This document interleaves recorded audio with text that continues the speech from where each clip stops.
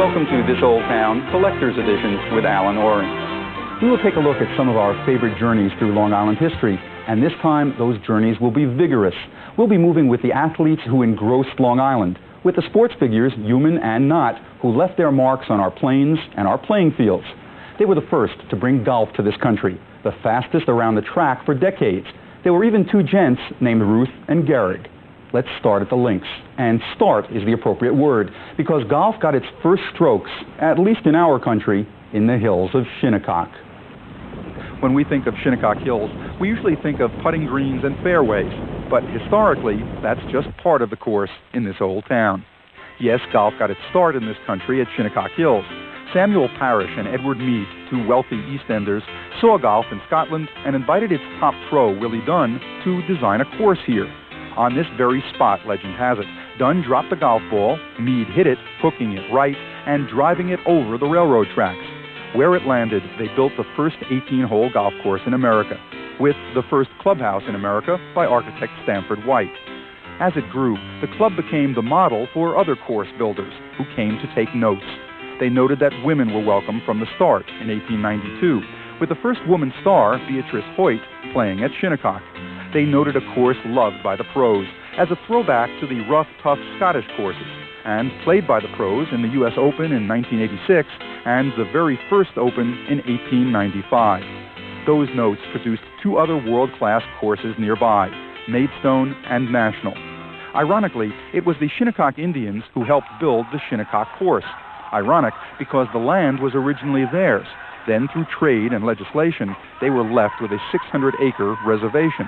Like most of Long Island's tribes, their arrowheads were used more for hunting than war. They were peaceful traders, specializing in wood scrubs to clean pots.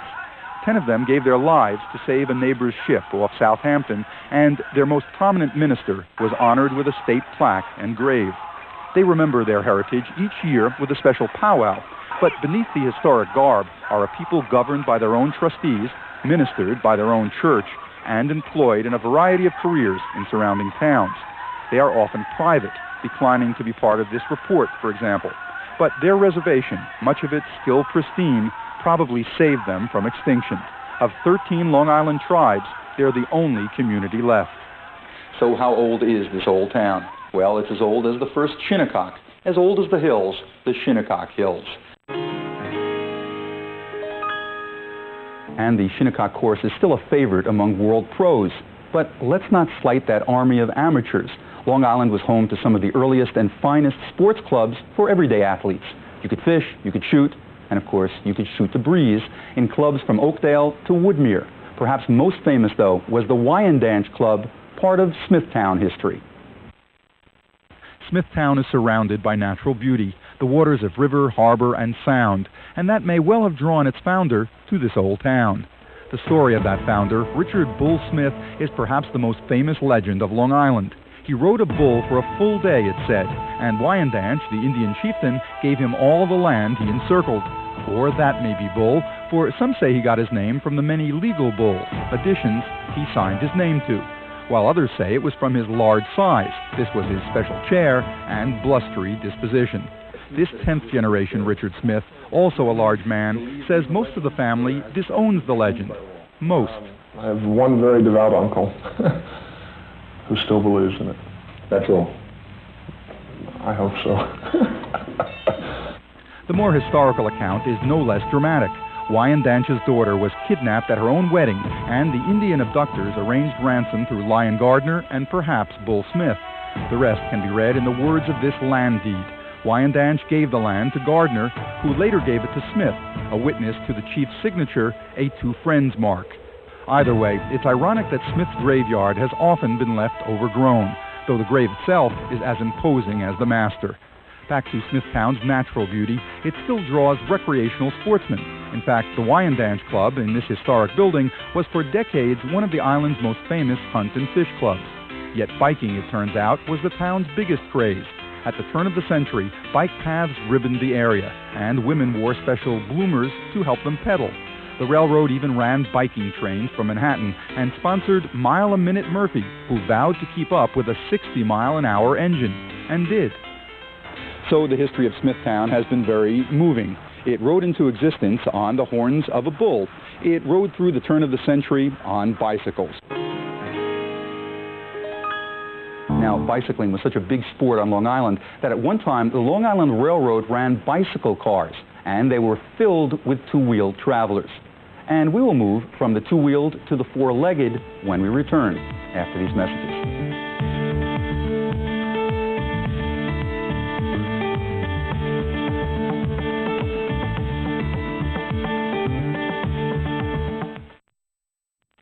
For more Long Island history, here are some sites you can visit. The African American Museum focuses on the black experience and contribution. The Cradle of Aviation Museum features aircraft from the start of flight to the space age. Garvey's Point Museum is devoted to Long Island geology and prehistory. The Long Island Maritime Museum sails through sea history. Joseph Lloyd Manor is restored to its pre-revolutionary high style. The museums at Stony Brook feature a famed carriage and art collection. Old Bethpage Village has a score of historic buildings moved to that site. Old Westbury Gardens mixes Georgian architecture and English gardens. The Sag Harbor Whaling Museum returns to the tall ship days. Sagamore Hill was the summer White House of Theodore Roosevelt. The Vanderbilt Museum and Planetarium features the collections of William K. Vanderbilt. The William Floyd Estate is the birthplace of a signer of the Declaration of Independence. And the Walt Whitman House is the 19th century home of the good gray poet. And let's continue our walk through the past, but let's move it to a trot. Horses, you see, were central to Long Island's sporting life. The broad open plains were perfect for training, and the deep local pockets, well, they were perfect for backers. One of the most dominant horses of its era was no doubt Lady Suffolk, and one of the most dominant horse families was no doubt the Burrs. Both produced hoofbeats heard round the world, and both produced them from Comac. If you head into Comac, you'll probably hit this intersection. It's the crossroads of the current town and the crossroads of the past town. That is, the place to stop for this old town. The intersection was once called Comac Corners, and last century held a key toll gate, literally a gate, to collect fees from islanders traveling the main road. They would pay according to the animal they rode, for the luxury of hard earth, or, if lucky, hard wood. Just north of the intersection, and made of the same hardwood, is a Methodist church. It hasn't changed much since its founding in the 1700s, and as these original church board minutes testify, it's the oldest continuously used Methodist church in the state. A little farther north of the intersection, on Burr Road, stood the Burr Homestead, and it too hasn't changed that much, including the horses. In the 1800s, horse breeding and racing was the family fortune. Burr even sold horses to Napoleon, and he had a half-mile track right behind the house and a second oval a full mile not far away. Ironically, a Burr member is buried where that track used to be, in a tiny cemetery surrounded by Modell's shopping center. The racehorse of the era, though, was Lady Suffolk, out of Comac. She first thrashed grain on a barn floor and pulled a butcher's wagon before being spied by a drinking man at this tavern and bought on this spot for $112.50. Slowly, the horse stunned the racing world, passing competitors in 17 states and breaking the then sacrosanct 2.5-minute mile. By the time she retired, the old gray mare, that song was written for her, had won 89 of 162 races and won a record $60,000. So the town of Comac for 304 years has been around the track a few times itself. From roadways to raceways, it's kept up a pretty brisk pace. Now, Comac was the course last century, but another gained world fame this century. Home of the last jewel of the Triple Crown, and home to thousands of Long Islanders. Ladies and gentlemen, we're off to Elmont. Yes, there are timely signs in Elmont, but there are also signs of the past, and they often speak about matters of life and death in this old town. For example, the neighborhood named after newspapers, live newspapers like the Times, but many more dead ones, which fell in the past 70 years like so many setting suns. Then there is Francis Lewis, whose boulevard begins near Elmont. He was celebrated in his lifetime as a signer of the Declaration, but after death came accusations that during the Revolution and other wars, he made his fortune by profiteering, that his hand was more in the soldier's pocket than his own. Speaking of death, there's Cemetery Row. It is perhaps the longest expanse of cemeteries on Long Island. When Manhattan ran out of space for the deceased, or decided the space was worth more to the living, it first sent them to Brooklyn, then to Elmont. More specifically, to Beth David, Maimonides, St. Boniface, Presbyterian, and St. John's, and townsfolk still chisel out a living from related industries. Shifting to living, Elmont was the site of one of the liveliest and most important aviation events, the first International Aviation Tournament in 1910. It was supervised by the Wright brothers themselves, who worked with pilot Ralph Johnstone to fly their biplane to a record 9,716 feet. All the big names were there to usher in aviation, and 150,000 were there to usher in the aviators. But what really drew the crowds was the horse racing at Belmont Park, from that spring day in 1905 when August Belmont II opened his track. And wouldn't you know, in a featured race, the winner was number 8, Blandy, owned by one August Belmont. In those days of the first grandstand, the best seats were at the very top, the bleachers, and betting was done through a bunch of bookmakers, each with his own odds, which stayed constant no matter how the fans were betting. The big white pine anchored the paddock back then, just as it does now, sometimes surrounded by white.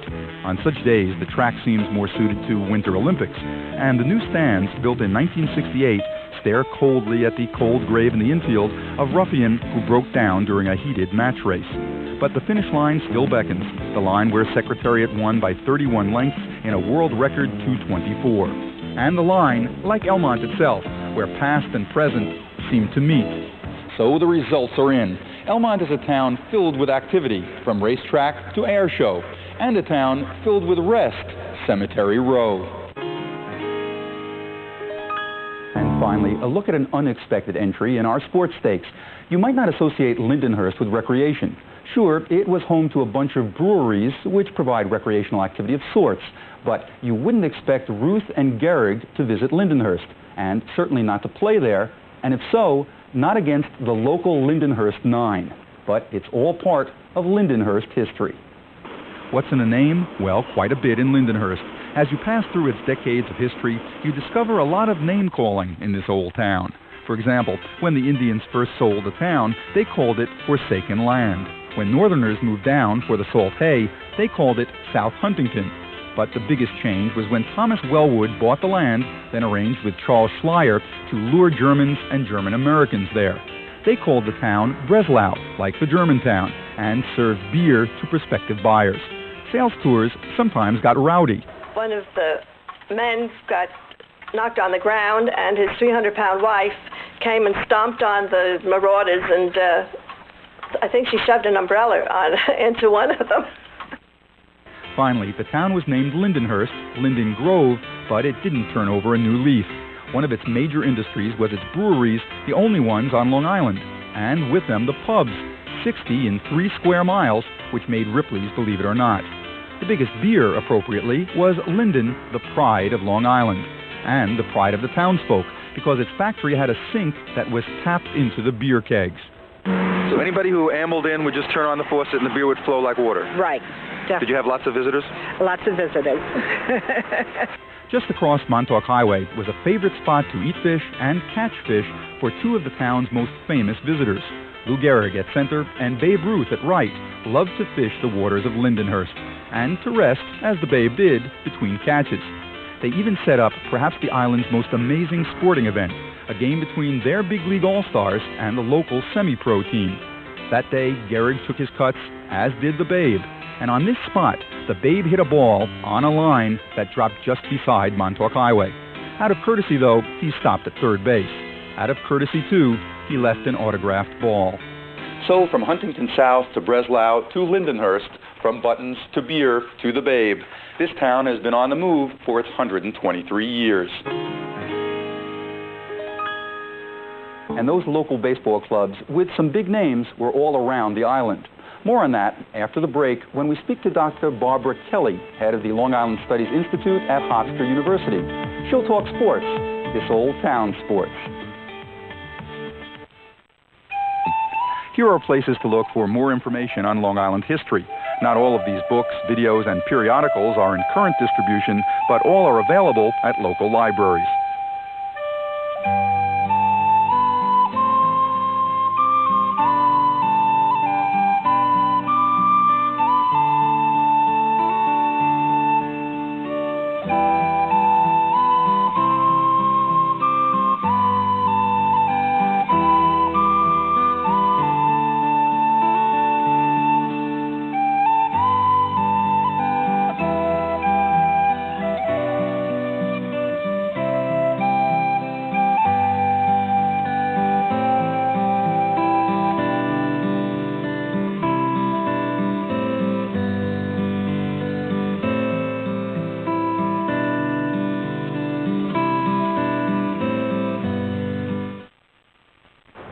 Welcome back. We have been taking a run through Long Island sports history, and to help us get a second wind, we are joined by Dr. Barbara Kelly. She is the head of the Long Island Studies Institute at Hofstra University. Welcome, Barbara. Thank you. Let's talk a little bit about the clubs that I mentioned in those pieces and the exclusivity of those clubs. I remember seeing a picture, I believe, of August Belmont fox hunting just off of Babylon in one of those clubs. Were they all that exclusive? Yes, because they were privately owned.